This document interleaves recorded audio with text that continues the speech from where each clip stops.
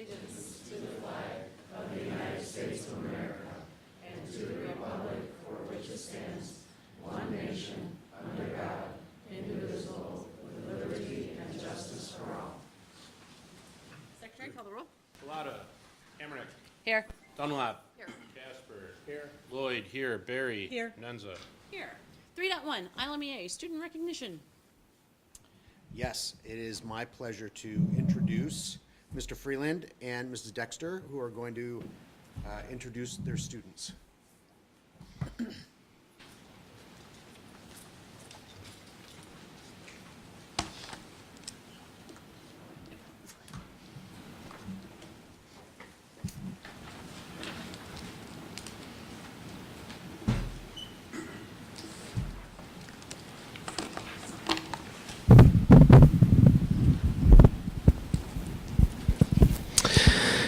Dr. Sawick, Administration, Board of Education. We want to thank you for giving us this opportunity to recognize these very talented and hardworking students this evening. The Illinois Music Educators Association, often referred to as ILMEA, hosts an honors band, choir, and orchestra festival each year. The honors ensemble is by audition only, so the students here this evening have practiced and prepared months for the event. Through their hard work and determination, these students were accepted to perform in the 2023 ILMEA Festival this fall. We are very proud of each and every one of these students this evening. Students, when we call your name, please come on up and receive a certificate from our Board of Ed. Aisha Chugali, John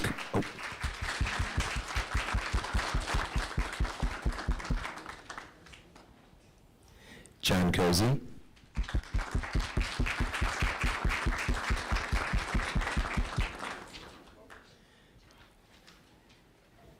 Rebecca Dallas,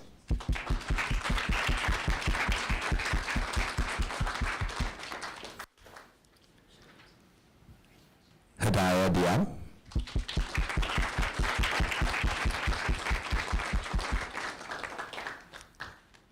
Karen Falcotin,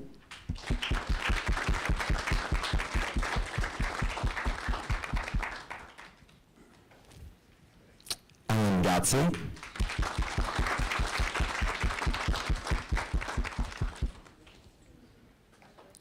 Rouge Kitab,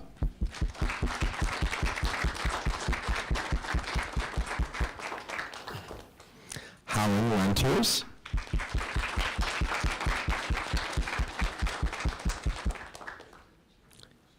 Megan Lloyd,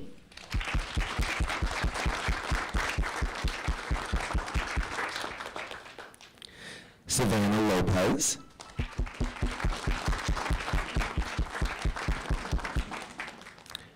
John Schweider,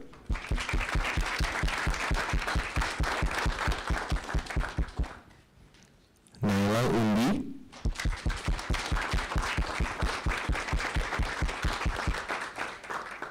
and Lily Watson.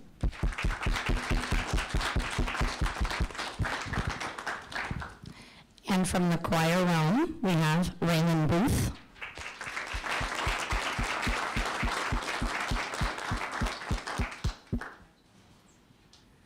and Janine Esparza.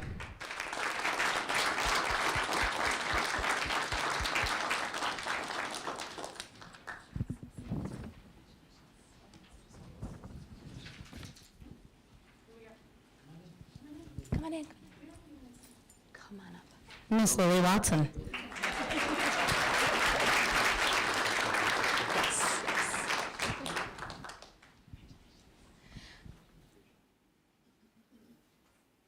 then if we could get all of those recipients and participants up here for a picture, that'd be great.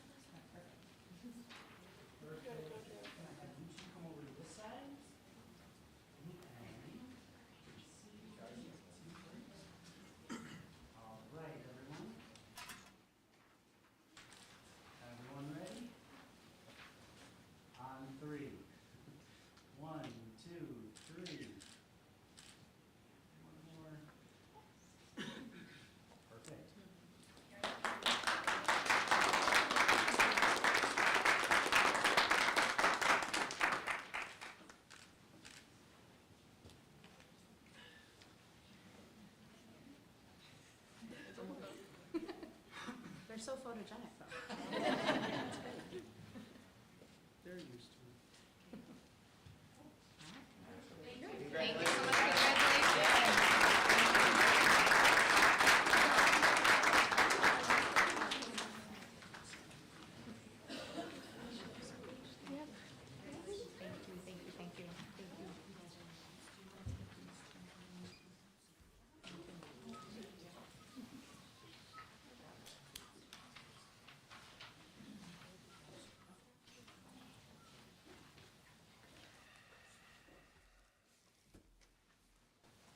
Congratulations again to all our selectees. Now is a good time if you have other evening activities and you wish to head out with your families, you're welcome to. You, of course, are also welcome to stay for the rest of the meeting. Thank you. Thank you again. Thank you.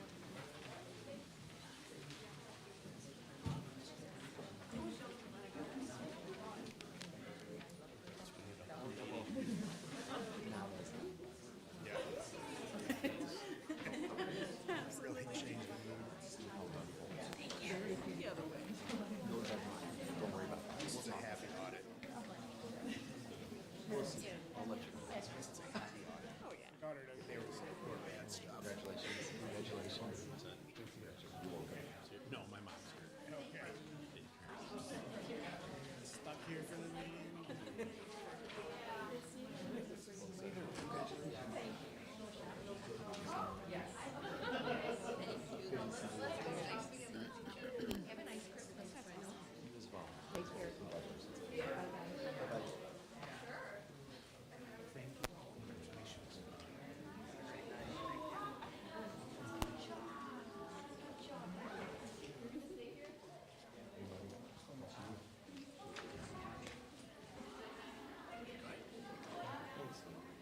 Remember when we didn't have enough seats?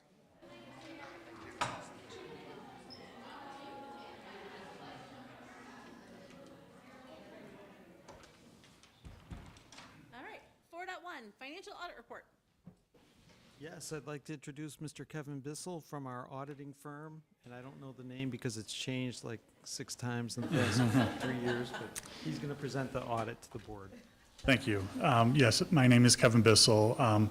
When we prepared the audit, we were under the name of PKF Mueller. We have since merged with another firm out of North Carolina by the name of Cherry Beckert. But this financial statement was issued under our previous audit firm letterhead. So I'll go ahead and go through the statements now, which I believe everyone's got a copy of. So I'll start on pages 1 through 7, Roman numeral 1 through 7. Near the beginning, which is the letter of transmittal. And this is a letter that's prepared by management. It really just gives a general overview of things. It gives the mission of the district. It gives some summary information for the year. And it gives some prospects for the future, among other information. But it's some good information for your review, just about certain various aspects of the district. Pages Roman numeral 10 and 11 are a couple pages I wanted to point out. These are certificates of excellence in financial reporting. And you'll see 2 here on these 2 pages. One is from the Association of School Business Officials, and one is from the Government Finance Officers Association, and they're for the year ended June 30th, 2022, so the previous year statements. And to qualify for these certificates, the district statements have to go through a rigorous review process and have to meet specific criteria to be awarded that. So the district did get both certificates for the previous year, which is a great achievement for the district, something to be very proud of. And to my understanding, those same certificates will be applied for the current year statements as well. Moving on through the statements, Roman numeral 12 through 15 is the independent auditor's report. And this report states that we have audited the financial statements of the district as of June 30th, 2023. It then reflects our opinion. And in our opinion, the statements of the district are presented fairly in all material respects at June 30th, 2023, in accordance with U.S. generally accepted accounting principles. The letter goes on to talk about responsibilities of both management and the auditor. Now, as far as management's responsibilities, management is responsible for the preparation and the fair presentation of the statements in accordance with U.S. generally accepted accounting principles. This includes the design and the implementation of internal controls related to the preparation and the presentation of the statements that are free from material misstatement. As far as our responsibility as auditors, our objective is to obtain reasonable assurance about whether the statements are free from material misstatement. And we conducted our audit in accordance with U.S. generally accepted auditing standards, as well as government auditing standards. As such, we exercise professional judgment and maintain professional skepticism throughout the audit. We identify and assess the risks of material misstatement of the statements. We obtain an understanding of relevant controls to allow us to design appropriate audit procedures. And during the process, we evaluate the appropriateness of accounting policies and estimates, as well as the overall presentation of the statements. I'll move on now to page, starting Roman numeral 16, which is where the management's discussion and analysis begins. Now, this document is not audited, but it's a really good summary of the statements that follow it, so I'll spend some time going through this document. It explains some of the important information, as I said, in the statements that follow. Some of the highlights for the year, the assets and the deferred outflows of the district exceeded liabilities and deferred inflows by $51.5 million at June 30th, 2023.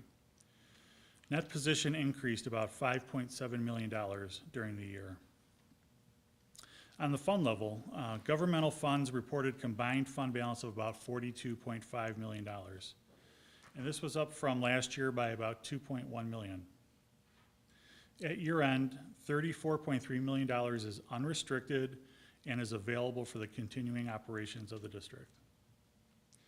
Page Roman numeral 19 gives a summary of the assets, liabilities, and deferred amounts of the district for both the current and the prior year. As we can see here in this table, total assets between 22 and 23 are very similar, but some of the other amounts did change quite a bit. So we can see here that liabilities are down $8.4 million this year compared to last year. Deferred outflows are up $2.2 million, and deferred inflows are up $4.7 million. Now, these changes in those last couple of categories that I mentioned, those really all relate to the district's portion of the statewide pension and post-employment benefit plans. And so the district is part of the statewide plan, and those amounts that flow into the statement are calculated and allocated to all districts throughout the state on a statewide basis. As stated at the bottom of that table, we can see net position from last year to this year is up again $5.7 million. Page Roman numeral 20 shows a table with details about that increase in net position. Operating grants and contributions are showing a decrease this year. Now, most of this decreased revenue is pass-through revenue from the state for its share of the pension costs related to those liabilities that I mentioned earlier. And the district doesn't really have control of these amounts year to year, but we do record them as flow-through revenue and expense. The district did receive additional evidence-based funding from the state, as well as additional investment income this year. We can also see here that expenses were down from last year, and most of that decrease, again, relates to the decrease in the pass-through amount from the state. The expenses of the district, as we can see here, are primarily instructional, as you might expect for a school district, and those account for about 65% of the district's expenses in total. Page Roman numeral 21 begins the discussion about the fund balances of the district.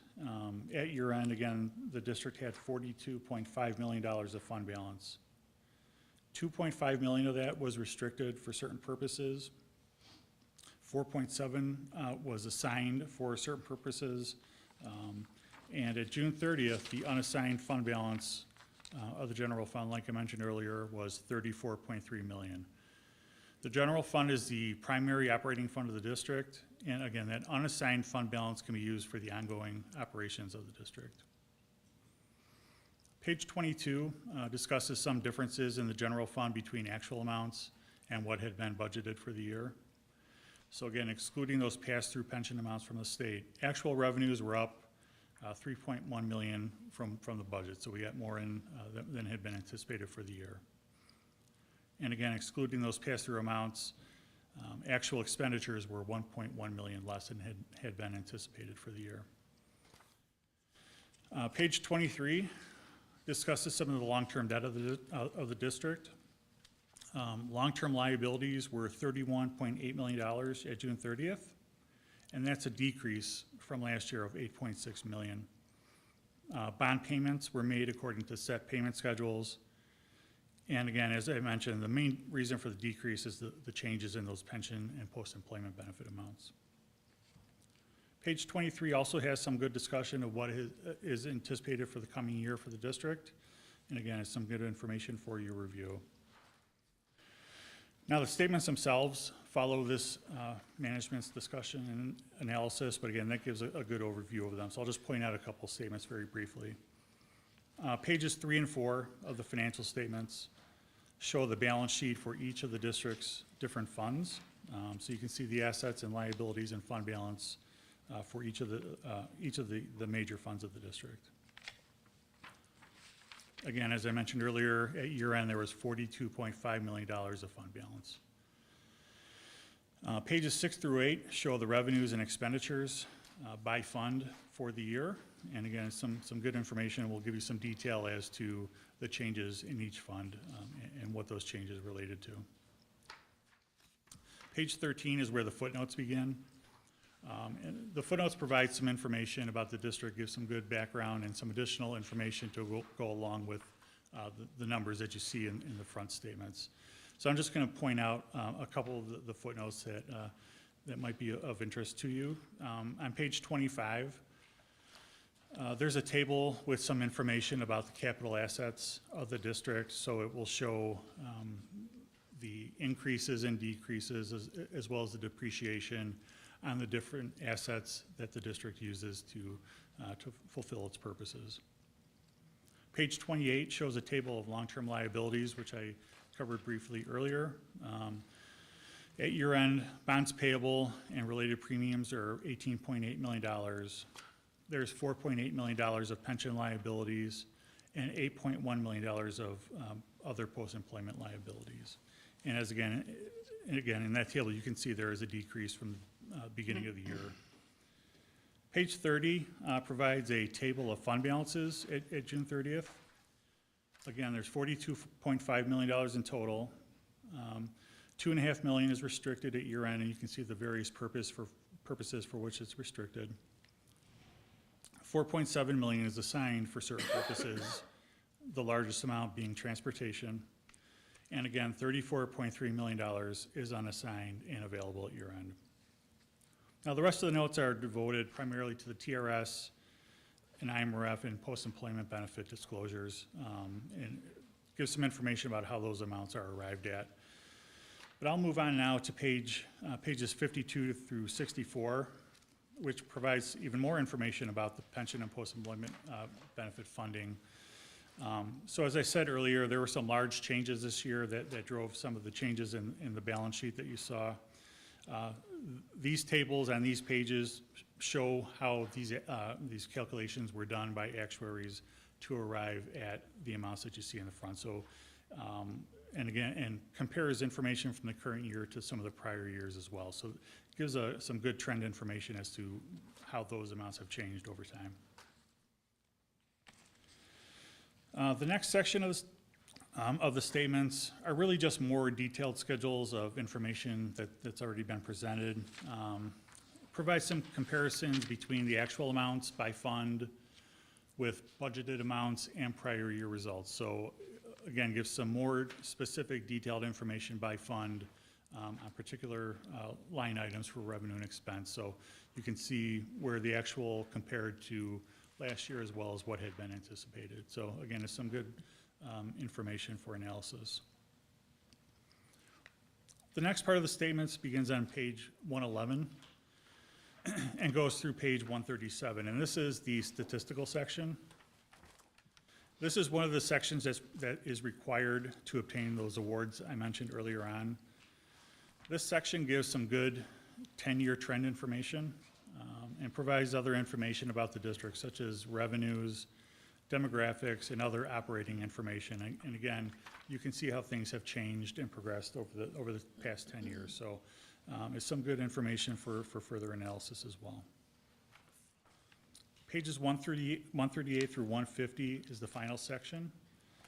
And this is the single audit, which is an audit that is required when there's a certain level of spending of federal money. So in this case, the district exceeded the level that required a single audit, and so that information is presented along with the audit of the rest of the financial statements. And that's where you will see anything that related to spending of federal money. So that really summarizes the statements.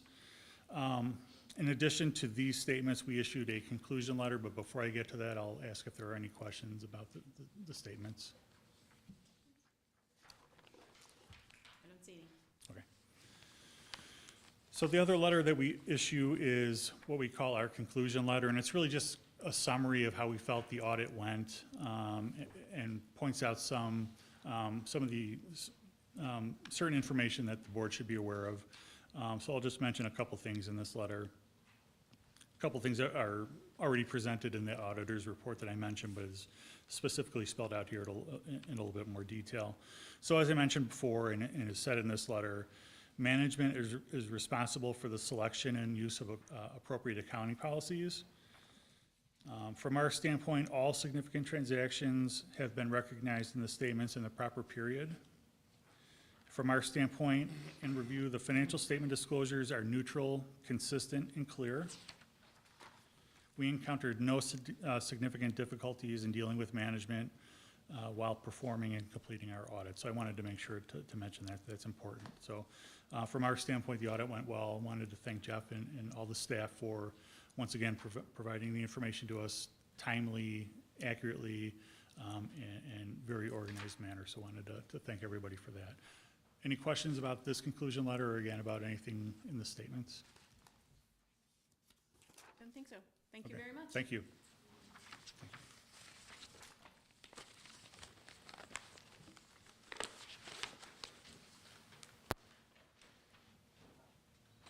5.1, Superintendent's Report. Yes, thank you. Just wanted to share with the community, the board already knows we did an intercom install at Central over Thanksgiving break, and it's since been dialed in and folks trained. It's refreshing to see how far the technology has come in 22 years. Everyone's delighted, and that's working well for Central. I wanted to let the board know that we're in preparation for our compliance visit by the ISC. This happens periodically every few years. It's basically the school's version of what you just heard for our finances. This is for everything else. And the ISC will be visiting us on January 23rd. So I just wanted to make you aware that the folks in the Ad Center are spending a good amount of their time preparing for this, reviewing documents and uploading them for the document review, which the ISC does in, that precedes their actual visit on the 23rd. Then the 23rd will be the visit or audit itself. So we look forward to giving you good results after that review is done. Also would like to announce our first wellness fair. Kelly told the board about it last week, but I'd like to announce to the community, our first wellness fair will be held on Saturday, March 2nd from 9:30 a.m. to 1 p.m. And its purpose really is education and also connecting our community and our families with local resources. So we hope you'll come out and join us for our wellness fair on March 2nd. Our next superintendent's parent breakfast will be December 14th. We invite the governing boards of the PTOs and PTAs, and then also members of PACT from CMS, and invite them to bring neighbors or friends. And of course, the board is invited to attend, and we'll just be talking about whatever the current issues are at the time. Our curriculum department and administration and staff are reviewing our e-learning plan in case we have inclement weather over the winter. We'll be doing e-learning plan, or e-learning days in lieu of snow days again this school year. The January board meeting will be Monday, January 8th. That's here at the Ad Center at 6 PM. I just wanted to remind the community and the board that there's no committee of the whole meeting in January, and we wish everybody a happy holiday season and new year. And then finally, congratulations to Elisa Casada. She's a reading specialist at Cruz, and she recently earned her doctorate in curriculum instruction with a concentration in literacy from American College of Education, so congratulations, Dr. Casada. Some condolences this month. Teresa Bullington's father passed away last month. Teresa's a first grade teacher at Ferrick. Christine Monroe, a former staff member at Cruz, also passed. Staff who worked with Chris have shared what a great lady she was and that the world was a better place with her in it. And Elisa Johnson's father, Salvatore Triano, passed away last week. Elisa is the safety clerk at Central, and you'll recall her son Brian was a level 2 tech for us for a number of years. So we share our condolences with the Johnson family, the Monroe family, and also Teresa Bullington's family as well. And that's all I have for the superintendent's report. Thank you. 6.1, citizens may address the board at this time. Do we have citizens that wish to address the board? Okay. Seeing none. 7.1, union reports. Okay, so in regards to the ESP union, basically, we have 9 days left until winter break. But we're having fun with it. We're doing costumes and music and such. And then the paras and also the support staff within the buildings are also helping this next week with math testing that's going to be happening. So, yep, we'll give the help. Ms. Karen. Thank you. Can I have a motion for the consent agenda, please? I move that we approve items 8.1, approval of minutes, 8.2, approval of closed session minutes, 8.3, approval of the destruction of closed session tapes, 8.4, approval of financial items, and 8.5, approval of personnel items. Is there a second? I second. Discussion. Secretary, call the roll. Hammernick, Yes. Dunlop, Yes. Casper, Yes. Lloyd, yes, Barry. Yes. Nenza. Yes. 8.6, approval of resolution authorizing final aggregate tax levy for the year 2023. Yes, this is our official levy for the year. There's a resolution, which is what you're voting on, stipulating the amounts we're asking for in each individual fund, and then there's a certificate that goes to the county. Both of these things needs president and secretary signatures. No changes from what was presented last month. Excellent. Is there a motion? I move that the Board of Education approve the resolution authorizing the final aggregate tax levy for the year 2023 by the Board of Education of Community Consolidated School District 146, Cook County, State of Illinois, as presented. Is there a second? Second. Discussion. Secretary, call the roll. Hammernick, Yes. Dunlop. Yes. Casper, Yes. Lloyd, yes, Barry. Yes. Nenza. Yes. 8.7, approval of resolution authorizing reduction of certain fund levies for the 2023 levy year. Yes, on this one, because we're asking for a little bit more than we know that we're going to get, we have to tell the county where to reduce. So we're reducing it all from the education fund, standard procedure that we do every year also. Is there a motion? I move the Board of Education approve the resolution authorizing the reduction of certain fund levies for the 2023 levy year as presented. Is there a second? I'll second. Discussion.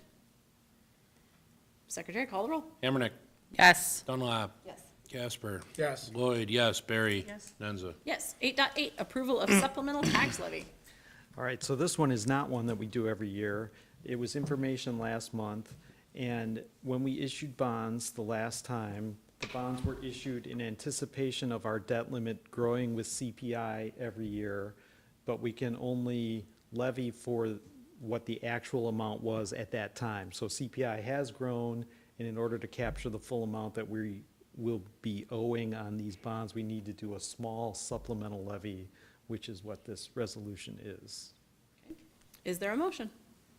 I move that the Board of Education approve the resolution authorizing the supplemental tax levy to pay the principal of the interest on outstanding limited bonds of Community Consolidated School District 146 as presented. Is there a second? I'll second. Any discussion? Secretary, call the roll. Ambernick. Yes. Dunlap. Casper. Yes. Lloyd, yes. Barry. Yes. Nenza. Yes. 9.1, communications correspondence. We have 3 this evening. Says, the Fierick staff would like to thank our Board of Education for the wonderful pizza and salad luncheon for the American Education Week. It is always a treat when we do not have to think about lunch for a day. We truly appreciate the board's recognition and support, the staff at Fierick Education Center, with all sorts of signatures. Thank you for the luncheon during American Education Week from the staff at Memorial. To the D146 Board of Education, thank you for the staff luncheon and celebration of American Education Week from the Ad Center staff. Excellent. Thank you, everyone. Can I have a motion for closed session? I move we go into closed session for student discipline, personnel, and labor. Is there a second? Second. Secretary, call the roll. Ambernick. Yes. Dunlap. Yes. Casper. Yes. Lloyd, yes. Barry. Yes. Nenza. Yes. We're in closed session. There will be action following close this evening.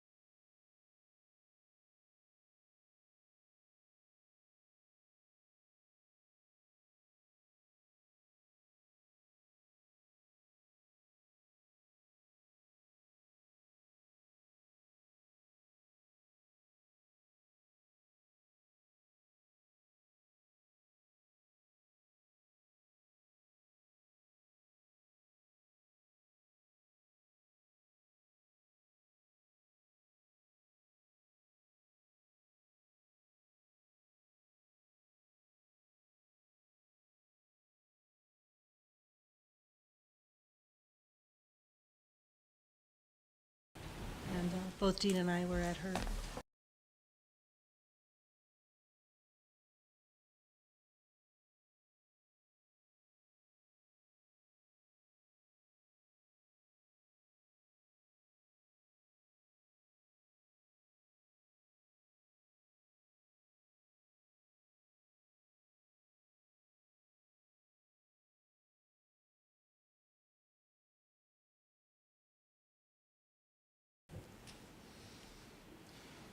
Okay, we're going back into open session, 11.1, potential student discipline decision/action, case number 2024-01.